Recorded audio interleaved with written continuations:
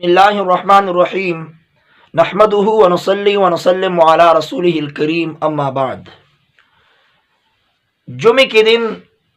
دوران خطبہ جب خطیب صاحب ایک خطبہ دے کر ممبر پر تشریف رکھتے ہیں تو اس دوران کچھ لوگ ہاتھ اٹھا کر دعا کرتے ہیں، تو دو خطبوں کے درمیان وقفے میں ہاتھ اٹھا کر دعا کرنا ثابت نہیں ہے۔ اگر کوئی دعا کرنا چاہے تو دل ہی دل میں دعا کرے، بلکہ مسئلہ یہ ہے کہ امام صاحب یا خطیب صاحب کے خطبہ دینے کے لیے ممبر پر تشریف رکھنے سے لے کر نماز کے آخر تک